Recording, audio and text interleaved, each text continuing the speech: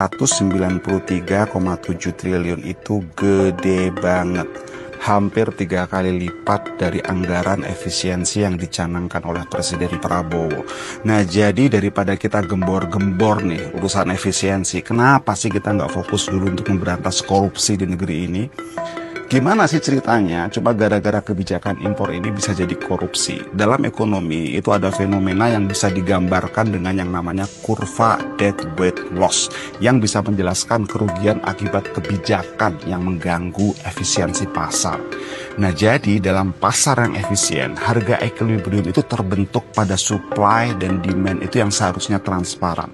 Nah, dalam kasus korupsi Pertamina ini ada dugaan pelaku itu melakukan pengkondisian untuk sengaja nih menurunkan produksi kilang Pertamina dan sekaligus dengan sengaja juga nih menolak minyak mentah produksi dalam negeri dengan alasan tidak memenuhi spesifikasi. Nah, jadi ada upaya yang disebut sebagai rekayasa monopsoni artificial untuk menaikkan harga. Nah, penurunan suplai ini yang kemudian memaksa Pertamina untuk kemudian melakukan impor dengan komponen harga yang jauh lebih tinggi dibanding dengan harga seharusnya. Akhirnya apa? APBN juga yang harus dikorbankan.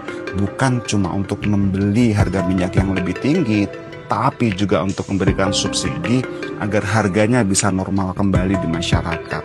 Nah, jadi area di warna kuning inilah yang kemudian disebut sebagai deadweight loss. Nah, jadi apa nih pelajaran yang bisa kita ambil? Yang pertama, kebijakan bisnis atau pemerintahan itu ternyata sangat rentan disusupi dengan kepentingan dan niat jahat nih.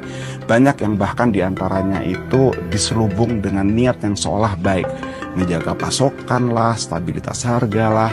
Jadi Pertamina dan juga tugas pemerintah secara umum seharusnya memastikan dulu agar kapasitas produksi di dalam negeri itu terpenuhi. Jangan apa-apa diputuskan impor. Jangan malah kemudian juga sengaja nih memperlemah produksi dalam negeri hanya untuk mengejar rente impor. Nah, ini juga berlaku nih untuk kementerian lain ya, Kementerian Pertanian, Kementerian Perindustrian, Kementerian Perdagangan. Lebih tulus dan lebih semangat untuk membangun kapasitas produksi dalam negeri. Jangan apa-apa impor. Dan saya juga harus angkat topi nih kepada Kejaksaan Agung dan juga manajemen Pertamina yang berani untuk mengungkap kasus ini. Dan semoga ini menular di kementerian yang lain agar siapapun yang mengambil kebijakan harus lebih hati-hati, terutama yang terkait dengan kebijakan impor. Tidak boleh lagi ada yang namanya berlindung dari doktrin business judgment rule.